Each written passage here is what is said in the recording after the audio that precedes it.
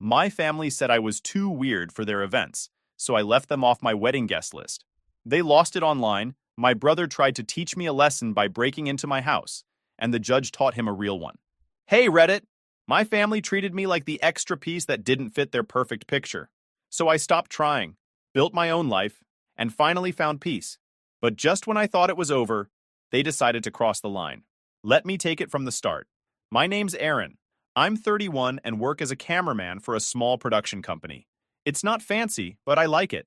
I'm the quiet guy behind the lens, setting up shots, fixing lighting, making sure things look right. It fits me. Steady, simple, behind the scenes. Growing up, that didn't fit my family. I've got two siblings, Andrew and Monica, and if you ask my parents, they could do no wrong.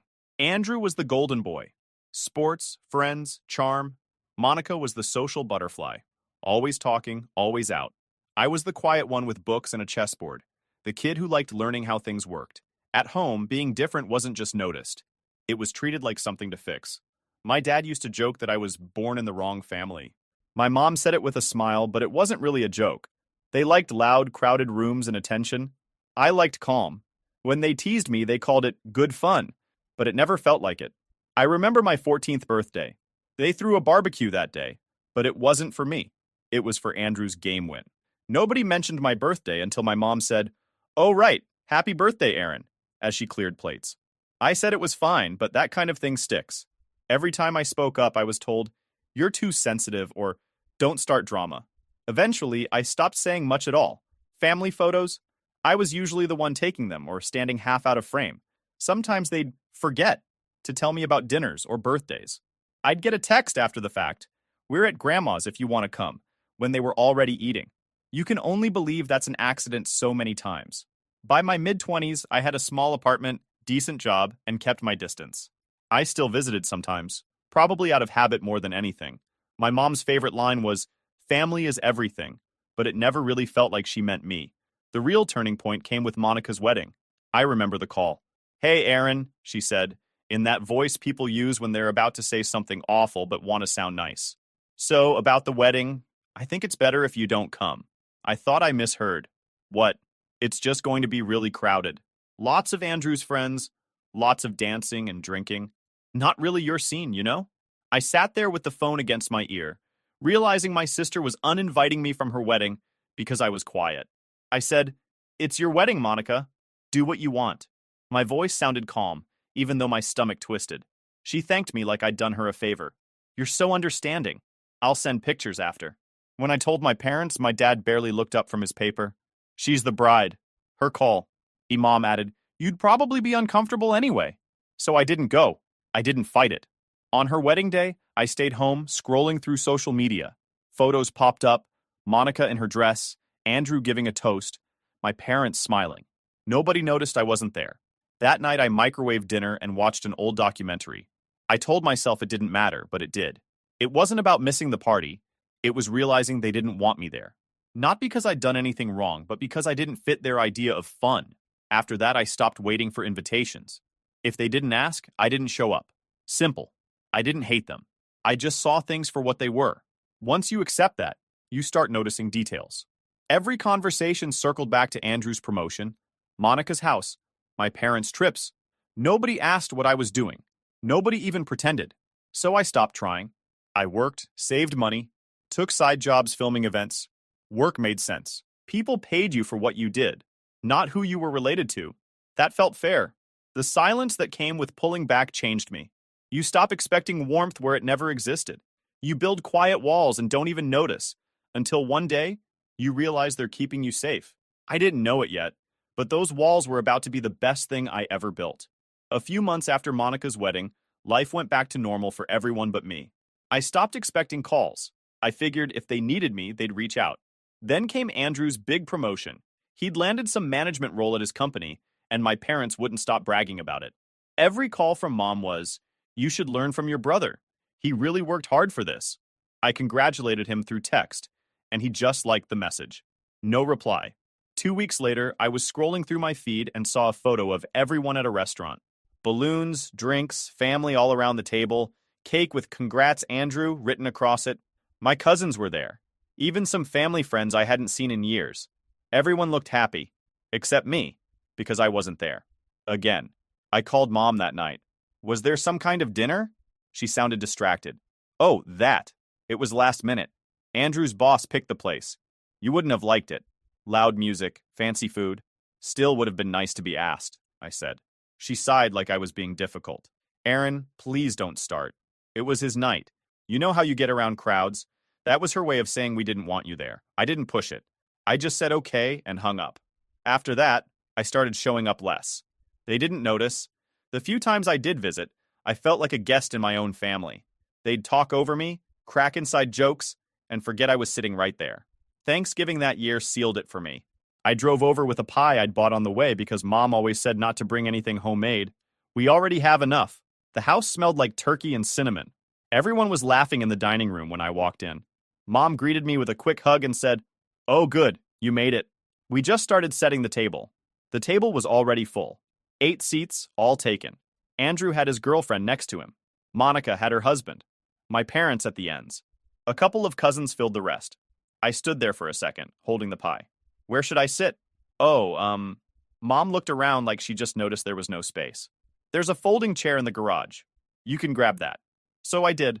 I found an old chair, dusted it off, and pulled it up to the corner. A plastic plate on my lap, a folding chair at the corner.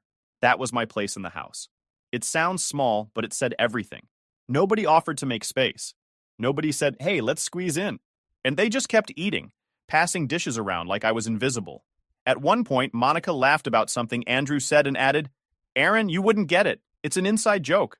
She was right. I didn't get it. I didn't get why I kept showing up. After dinner, I helped clear the table because that's what I always did. Nobody said thank you. When I was washing dishes, I heard Andrew in the other room telling Mom that his boss wanted to see family photos from the party, and she said, "I'll send the good ones. You know, the ones with everyone. Everyone." I left early that night. Told them I had work in the morning. Mom gave me leftovers like she was checking a box, and Dad said, "Drive safe," without looking up from the game on TV. In the car, I sat for a minute before turning the key. I realized I could stop showing up entirely, and it wouldn't change anything for them. Over the next few months, I tried calling less. The few times I did, conversations lasted under 5 minutes. How's work? Fine. How's Andrew? Busy. How's Monica? Planning something. Then they'd hang up. Sometimes I'd get a random text from Monica. "Can you help me fix my laptop?" Or, "Do you still have that camera?" Never a, "How are you?" Just when she needed something. One weekend, Mom invited me to Sunday lunch. I thought maybe things were improving. When I got there, it was just my parents. Andrew and Monica couldn't make it. It felt like they only asked me because the house would have been too quiet otherwise. Dad spent most of the meal talking about Andrew's new car. Mom talked about Monica's new kitchen remodel. Nobody asked about me. I mentioned a short film project I'd been working on, but Mom interrupted halfway through with, "That's nice, dear," and went back to talking about the color of Monica's cabinets.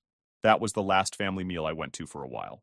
I started spending more weekends on set, picking up extra hours, working with people who actually cared about the same things I did. My coworkers didn't treat me like background noise. They noticed when I wasn't around. One Sunday afternoon, my phone buzzed with a call from Mom. She never called just to talk, so I almost didn't answer. But I did. "Aaron, thank God," she said right away. Like something was wrong. "We really need your help. It's Andrew's company event tonight, and the videographer canceled last minute. You're good with that stuff, right?" I paused. "You mean like filming it?" "Yes, just recording some parts. Nothing too fancy. You've got that nice camera, don't you?" "Yeah," I said slowly. "But isn't this a work event? Why would I—" "Oh, come on, sweetheart. It's family. And Andrew's stressed. You know how he gets. We'd really appreciate it." She said it like it was a small favor, like she was asking me to help move a chair. I didn't have anything planned that night, so I said fine. Maybe this was her attempt to include me again. Maybe helping would smooth things over. I packed my gear and drove over to the event center. It was one of those places with glass doors and overpriced appetizers. I spotted Andrew right away. New suit, big smile, surrounded by coworkers. Mom waved from a corner table when she saw me. "There's my cameraman," she said. I laughed a little, thinking she was joking. She wasn't. Andrew barely looked up. "Hey, man, you got your stuff?" "Yeah." "Cool. We need shots of people mingling. The speeches, then the group photo. Make sure you get the company banner in the background." I blinked. Wait, I thought you wanted me here as family, not staff. He frowned like I'd just said something stupid. You're helping out, aren't you? It's the same thing.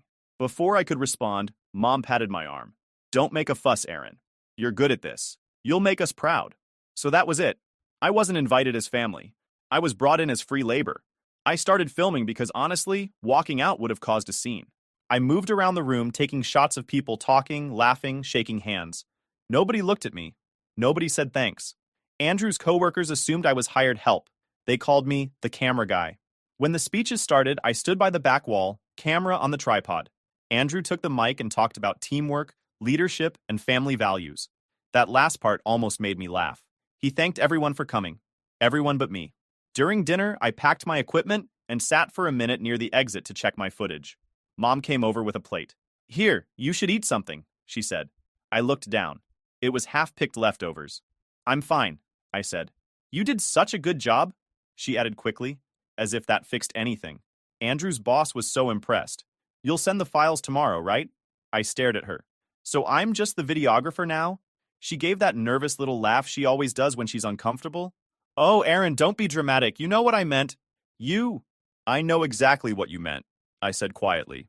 She opened her mouth to respond, but someone called her name from across the room. She smiled, patted my arm again, and walked away. After they finished eating, Andrew announced a group photo. I picked up my camera, expecting to take it. He waved me over. No, you're in the shot. Somebody else can take it. A coworker glanced at me. Who's that? My brother, Andrew said, already turning away. He's doing the video. That told me everything. I let the camera hang and stepped back. They took the picture. I stayed out of frame. When the lights came up, I packed my things and walked out. Nobody stopped me. Nobody said goodbye. Driving home, I felt more stupid than angry. I'd spent the night helping them look good, literally making them look good, and they couldn't even treat me like part of the family. I got home, dumped the footage onto my laptop, and stared at it for a while.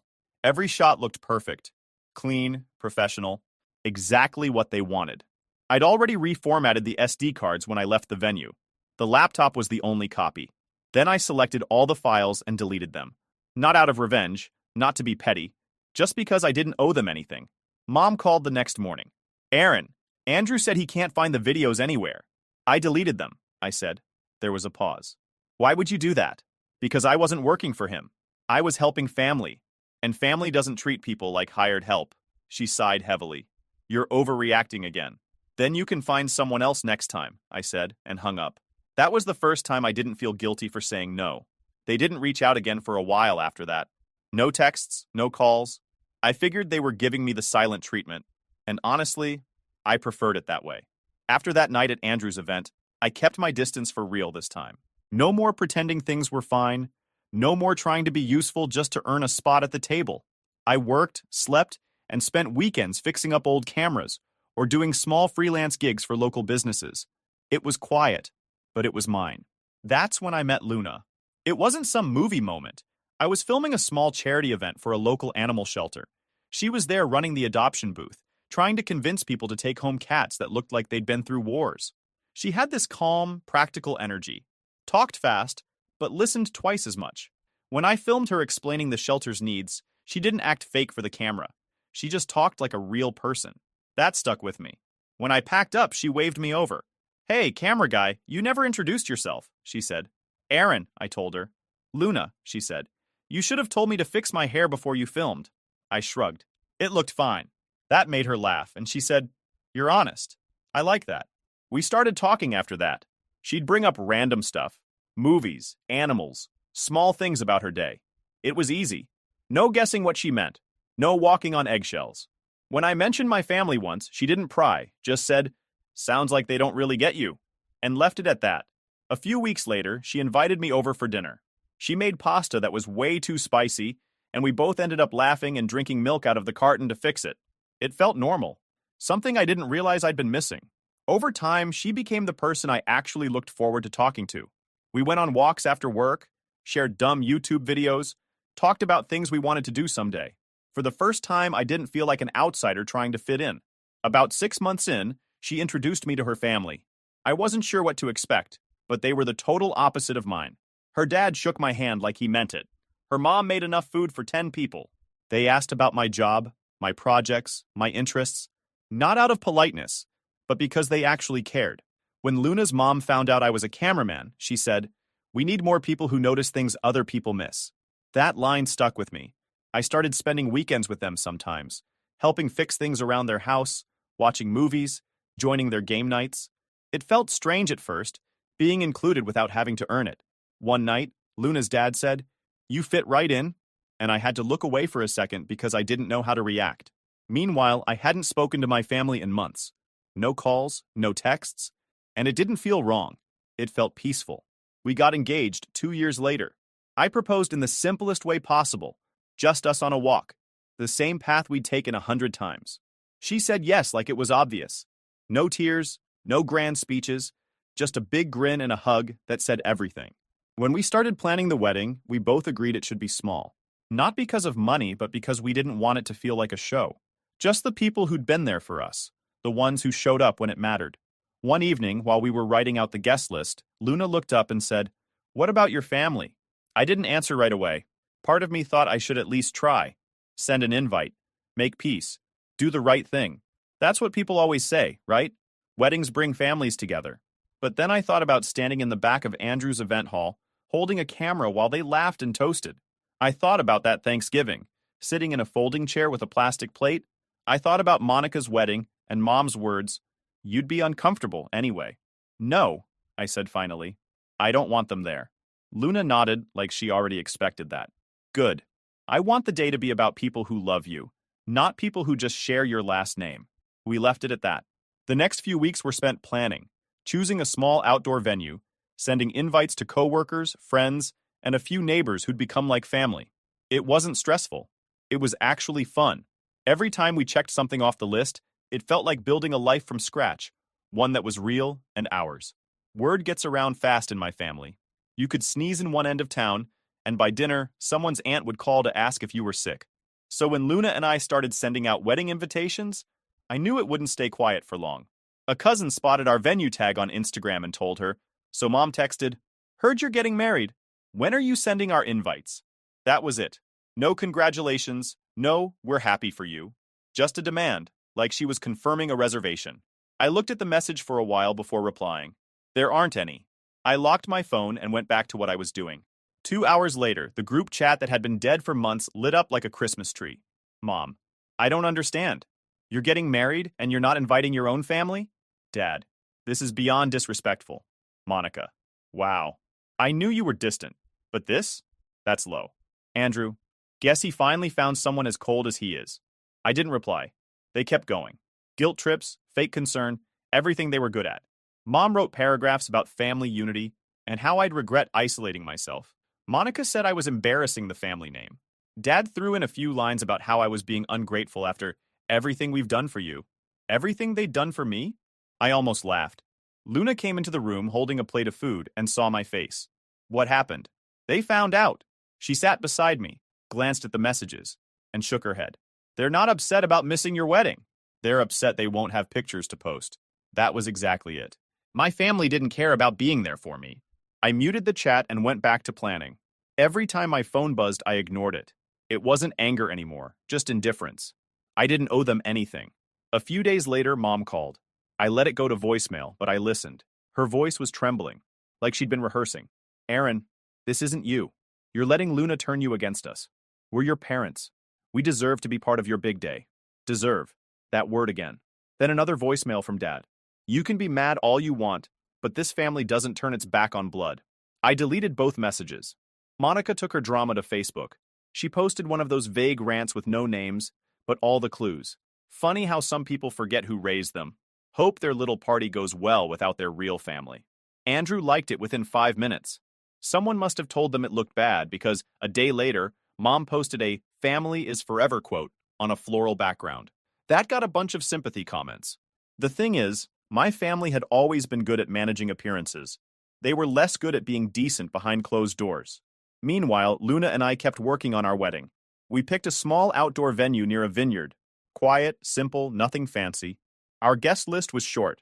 Friends, coworkers, and a few neighbors who'd become like family.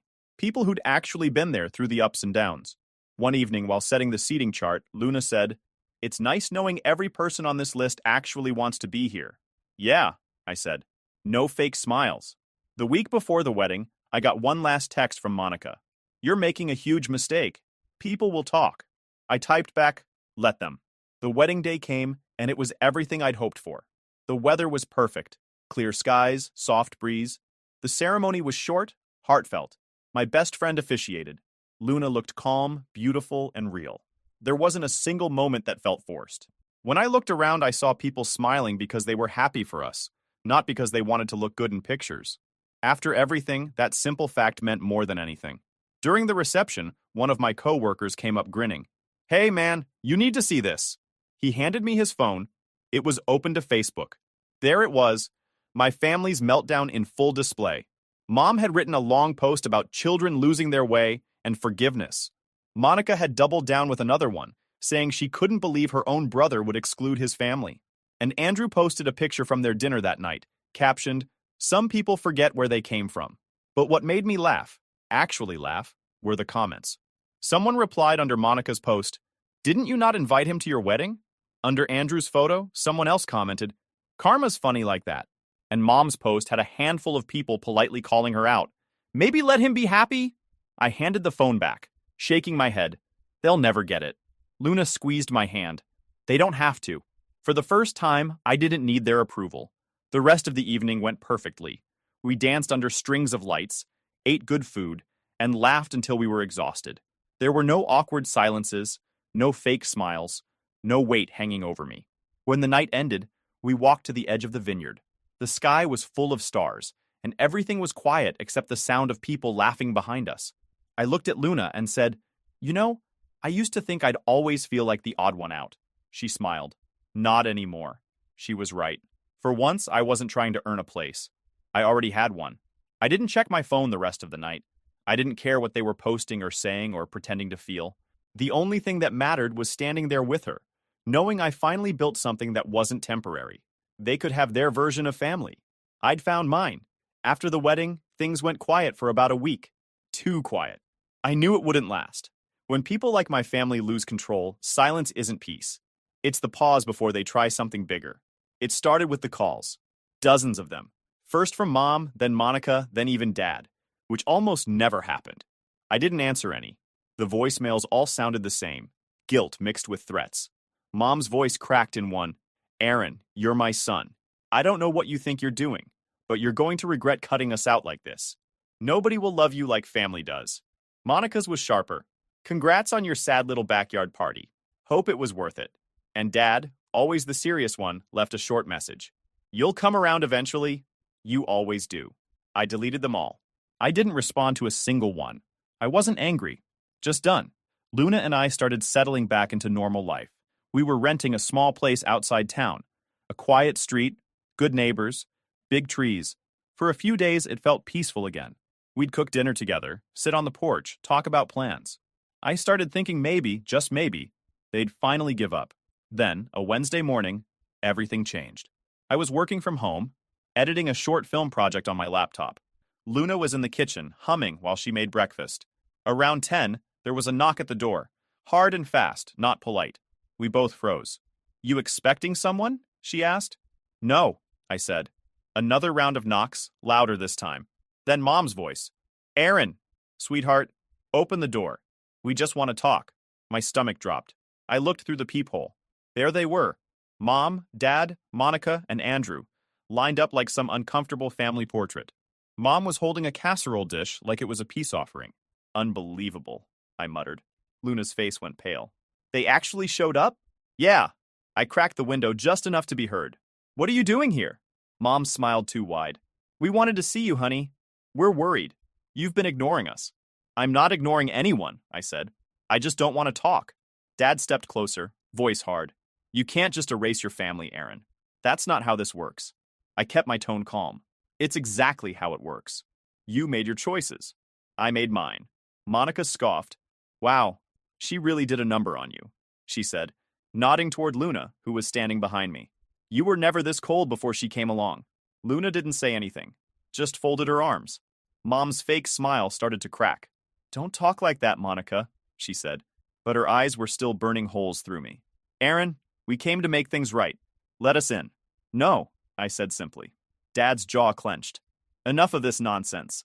We're not leaving until you come out here and talk to us like a man. Luna leaned close and whispered, They're not going to leave, are they? No, I said quietly. They're not. Mom's voice got louder. This isn't you, Aaron. You're letting her poison you against us. I opened the window a little more and looked her straight in the eyes. You did that all on your own. The smile vanished. Monica muttered something under her breath. Andrew, who'd been scrolling through his phone the whole time, finally looked up. This is pathetic, man. You're acting like a kid. We just want to talk. You want to talk, I said, when it's convenient for you. The rest of the time, I don't exist. That must have hit a nerve, because Mom's voice turned sharp. You're going to regret this, Aaron. You'll regret cutting off your own blood. I already did, I said. Years ago. She gasped like I'd slapped her. That's when Dad lost his patience. He stepped onto the porch, pounding on the door. Enough, he shouted. We're not leaving until you come out. Then you'll be standing there a long time, I said. The banging got louder. Luna grabbed my arm. Aaron, call someone. I shook my head, still watching them through the peephole. Not yet. Andrew joined in, slamming his hand against the siding. Monica started yelling something about family doesn't treat each other like this. Mom was crying now, or pretending to. It was hard to tell. When I heard the doorframe creak, I finally turned to Luna. Call the police. She didn't hesitate. While she was on the phone, I stood my ground between her and the door. My heart was pounding, but I wasn't scared. I was just done letting them dictate how things went. Outside, Dad's voice roared again. We're not leaving without you, Aaron! Then get comfortable, I said. There was a loud crack, wood splintering. They were trying to force the handle. Officers are on their way, Luna said from behind me, voice steady but shaking slightly. The pounding stopped a minute later. I peeked out the window. They were standing there pretending nothing had happened. Mom holding that casserole again, Dad glaring at the ground, Monica rubbing her arms like she was cold, Andrew scrolling his phone again like none of it mattered. Then, sirens. The police cruiser pulled up, tires crunching against the gravel. 2 officers got out, a man and a woman. The second they saw the scene, you could tell they knew exactly what kind of situation this was. I opened the door just enough to step outside, keeping my hands visible. Morning, officers, I said. Thanks for coming. The woman nodded. We got a call about a disturbance. Everything all right here? Before I could answer, Mom rushed forward, casserole still in hand. This is our son, she said quickly. We were just trying to talk to him. He's being manipulated by that woman. She pointed toward the house where Luna was visible through the curtain. The officer's face stayed neutral. So you were the ones knocking and yelling? Mom stammered. We weren't yelling. We just needed to talk. Dad stepped in. We have a right to see him. He's our son. The male officer pulled out a notepad. Sir, it doesn't work like that. He's an adult. You don't have the right to enter his home without permission. Mom tried to interrupt, but he held up a hand. If you keep harassing him, he can press charges. I took a breath. Actually, I want to. Everything went quiet. Mom's mouth fell open. Dad's face turned red. Monica froze. Andrew finally looked up, eyes wide. You don't mean that, Mom said, voice shaking. I do, I said. Trespassing and attempted forced entry. The officers separated us, took statements, and told them to leave immediately. Luna came out once things calmed down. She slipped her hand into mine while I finished signing the report. As they drove off, I watched them through the window. Mom was crying again. Dad was yelling at her. Monica slammed the car door. Andrew just stared at his phone. When the police left, the house felt quiet again. Really quiet this time. Luna leaned her head on my shoulder. You okay? Yeah, I said. Finally. The officers documented everything and explained that immediate arrest wasn't required. The case would be referred to the DA. I contacted my attorney the next morning. He filed for a temporary restraining order, which the court granted the same day. A process server formally served my parents, Andrew and Monica, on Friday. The order barred contact and required them to stay away from our home. After the confrontation, we took 3 days for ourselves, just a quiet cabin 2 hours away. No crowds, no calls. Before we left, I spent half a day tightening the house security. New locks, motion lights, and small cameras linked to my phone. Luna teased me for going full detective mode, but she understood. The first 2 nights were perfect. Hikes, old movies, sleeping in. On the 3rd night, I finally felt like everything had settled. 2 nights later, Sunday at 2 a.m., my phone buzzed. Motion detected. Living room. A second later, alarm triggered. Front door. Luna woke instantly. What's going on? Someone's in the house. I opened the camera feed. The image shook, then focused on a man moving across the living room. Tall, familiar. Andrew. He was inside my house. He was already violating the restraining order they'd been served 2 days earlier. I hit the panic option on the app.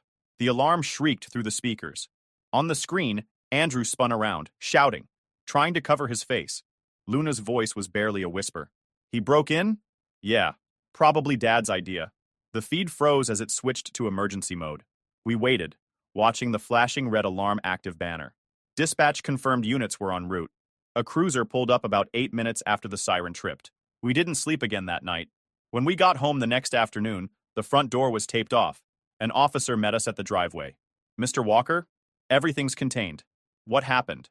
Your brother was still here when we arrived. Claimed he was checking the house for you, but the footage says otherwise. He's in custody. Luna frowned. Why would he do that? The officer flipped his notes. He told us your father asked him to teach you a lesson. We found matching texts on his phone. We'll be contacting your father next. Inside, nothing was stolen. Andrew had tried to pry open the office safe, but stopped when the siren went off. The police took fingerprints and copied the footage. Watching it later, I saw him pacing, muttering, panicking as the noise hit. He looked desperate, not angry. 2 days later, the officer called back. Andrew was charged with attempted burglary, destruction of property, and violating the restraining order. He'd confessed that Dad offered him money to go talk some sense into Aaron. The text confirmed it. The story spread through town fast. At first, people said it was a misunderstanding, until the DA filed the probable cause affidavit on Monday. It included redacted screenshots of texts between Andrew and Dad that investigators pulled from Andrew's phone. A neighbor grabbed the PDF from the court portal and posted the images in the community group. Defenders went quiet. Mom posted online that it was blown out of proportion. Monica said Andrew just wanted to reconnect. But nobody believed them. The comments filled with people who'd seen the footage or heard the siren that night. Their public image crumbled overnight. The case moved quickly. Andrew took a plea deal, community service, probation, and GPS monitoring. Dad was charged with aiding and abetting the attempt. He paid a fine and got a suspended sentence. Both now had criminal records. Mom skipped the hearings. Monica moved away. I didn't attend any of it. My lawyer handled the paperwork. The week after the ruling, my phone was silent. No messages, no voicemails. For once, the quiet felt peaceful. We finished installing cameras properly. Front porch, backyard, every entrance. Luna repainted the doorframe where the police tape had been. Our life settled into small things again. Groceries, coffee, her sketching while I edited footage. It finally felt like home. 3 months later, we hosted a small barbecue. A few coworkers, neighbors, and the people who called the police that night came. They joked about being part of a real-life crime show. I grilled, Luna handled sides, everyone laughed too loud, ate too slow. It was the kind of noise that didn't drain you. As the evening wound down, one of my coworkers lifted a soda. To new beginnings, he said. I looked around. The lights strung across the fence, laughter drifting into the trees. No pretending, no tension, just people who cared enough to show up. Later, while cleaning up, Luna asked, "Do you ever think about them anymore?" "Not really," I said. "Sometimes I wonder if they think about what they lost." She smiled. "They probably don't get it." "Yeah," I said, "but I do." We sat on the porch as the lights dimmed. For the first time in my life, the word family didn't sound heavy. It just felt right. I'd built mine from scratch, and no one was ever taking it away again. YouTube just dropped this new hype feature. If you're hooked on this story, smash that hype button. It tells YouTube this video deserves to blow up, and it keeps even crazier stories coming your way.